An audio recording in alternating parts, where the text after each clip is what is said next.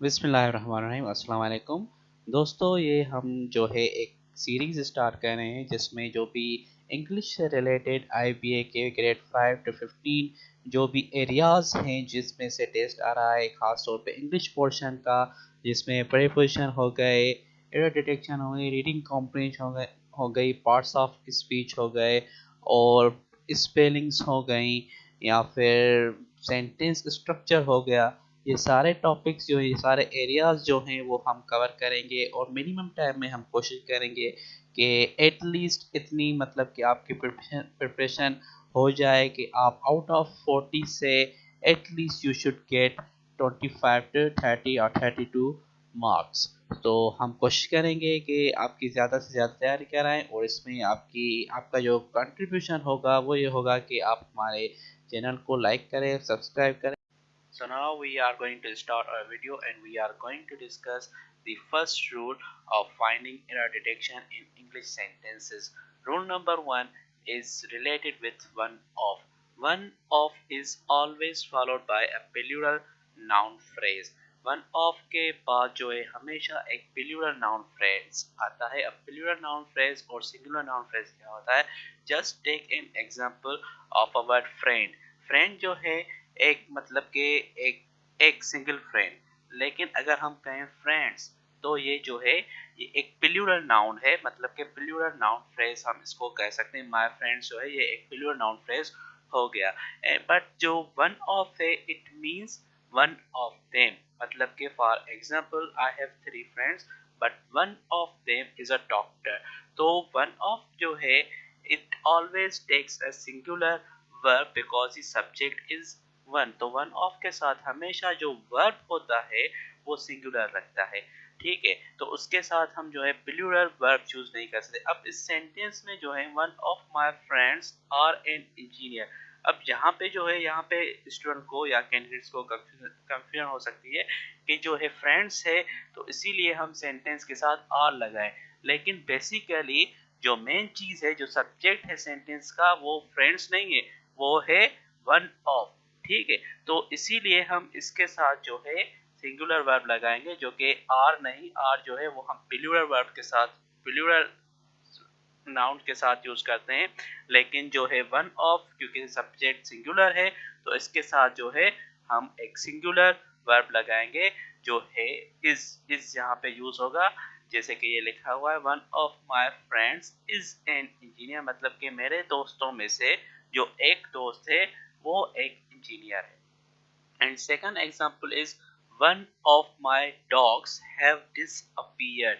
अब same rule है, यहाँ पे वन ऑफ जो है यहाँ पे सब्जेक्ट वन ऑफ है, लेकिन डॉग से डॉग की बात हो रही है तो यहाँ पे हम डॉग्स को नहीं देखेंगे, इसके साथ हमने वर्ब इसके साथ डॉग के साथ नहीं लगाना, लेकिन जो वर्ब जो है हमें मैच करना है वो वन ऑफ के साथ लगाना है। तो one of my dogs has disappeared.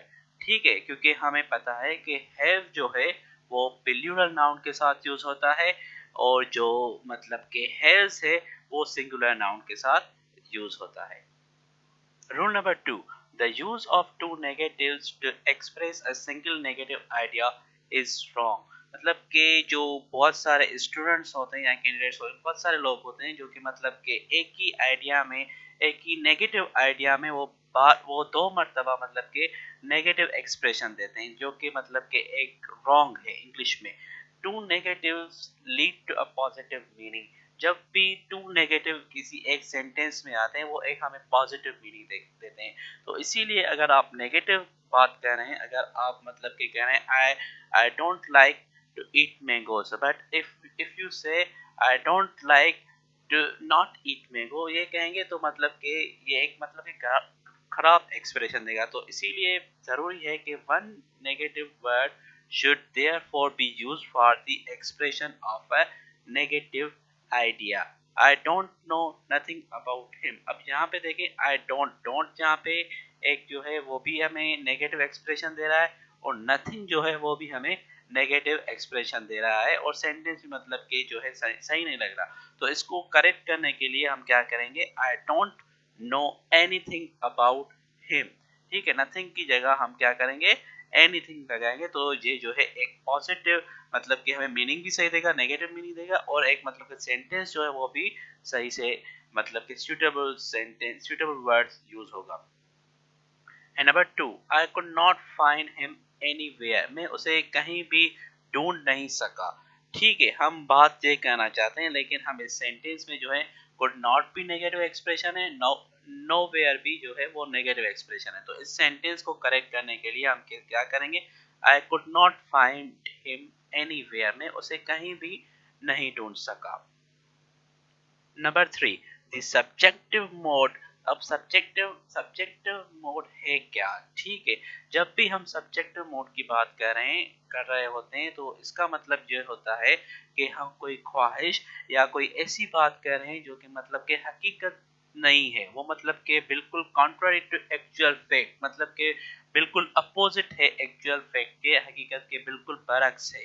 तो ये होते हैं सब्जेक्टिव मोड, इसको कहा जाता है। लेकिन इस तरह के जो भी सेंटेंसेस होते हैं वो मतलब के क्योंकि इम्पॉसिबल होते हैं या मतलब के सिर्फ एक ख्वाहिश ही होती है जो कि अब कभी मुकम्मल या सही नहीं हो सकती, तो इसके लिए हम क्या करते हैं कि हम जो है मतलब के सब्जेक्ट के साथ जो है वो मतलब के वर लगाते हैं।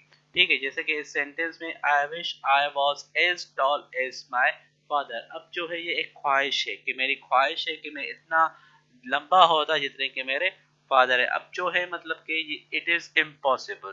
ठीक है, सो हम इसको कैसे करेंगे, I wish I were as tall as my father, मेरी ख्वाहिश है कि मैं इतना लंबा होता जितने के मेरे फादर हैं। Number 2, if he was alive he would help me, अगर वो जिंदा होता तो वो मेरी मदद करता। ठीक है, तो ये मतलब it means that he is not alive, he is dead now and he can not help me.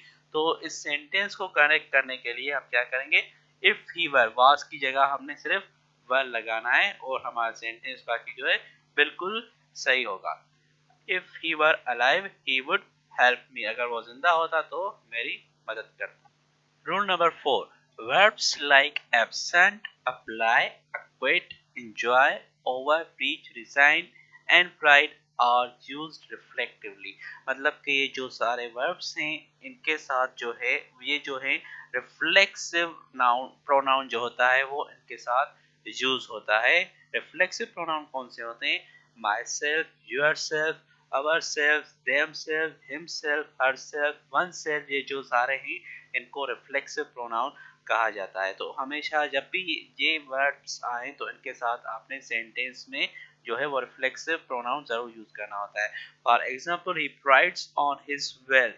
ठीक है, अब सब्जेक्ट से रिलेटेड हमें रिफ्लेक्सिव प्रोनाउन यूज करना होता है। अब यहाँ पे क्योंकि सब्जेक्ट जो है वो ही है तो यहाँ पे जो है हमें ही से ही मतलब के रिलेटेड जो है रिफ्लेक्सिव प्रोनाउन यूज करना होगा। जैसे कि he prides himself on his wealth, and number 2 is she absented from her class, she absented herself from her class. Rule number 5 is also related with reflexive pronoun when the same person is the subject and object। जब भी same person की बात हो रही है और वही subject है और वही ऑब्जेक्ट है सेंटेंस में, तो वहां पे क्या होता है, it is necessary to use the reflexive pronoun myself, yourself, herself, himself, ourself, ourselves, themselves and oneself। तो वहाँ पे जरूर होता है कि हम जो है वो रिफ्लेक्सिव प्रोनाउन यूज करें जो कि रिलेटेड हो किसके साथ, सब्जेक्ट के साथ।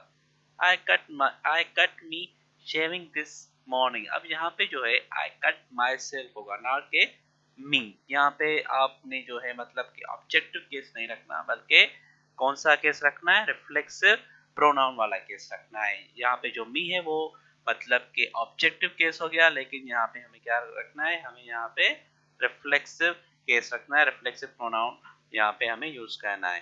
Number 2, we got out of this swimming pool and dried us। We got out of this swimming pool and dried ourselves। अब यहाँ पे us है, अब us जो है वो उस हमें क्योंकि प्रोनाउन जो है रिफ्लेक्सिव प्रोनाउन जो है वो सब्जेक्ट जो है वो वी है, तो वी का जो रिफ्लेक्सिव प्रोनाउन होगा वो ourselves होगा। us जो है वो उसका ऑब्जेक्टिव केस होता है। ठीक है, this rule is very important to understand। यहाँ पे क्या होता है कि when first second and third person, first second and third person क्या है, फर्स्ट पर्सन आई जो है वो सेकंड पर्सन है, आई जो है वो फर्स्ट पर्सन है, और सेकंड पर्सन यू, यू जो है वो सेकंड पर्सन होता है, और थर्ड पर्सन कौन से होते हैं प्रोनाउंस, ही शी इट, ये जो है ये सारे जो होते हैं ये थर्ड पर्सन प्रोनाउन होते हैं। फर्स्ट पर्सन क्या, I, second person you, and third person he she it are used together, they are placed in this order. जब भी ये किसी सेंटेंस में एक साथ आ जाएं तो उनका जो ऑर्डर होता है वो हमें एक मतलब के सीक्वेंस के साथ रखना पड़ता है। जैसे कि सेकंड पर्सन जो है वो हमें पहले रखना पड़ता है, और उसके बाद जो है वो थर्ड पर्सन जो है वो सेकंड पर्सन के बाद, और लास्ट में जो है वो हमें फर्स्ट पर्सन आई जो है वो यूज करना होता है। जैसे कि I, you and he are neighbours.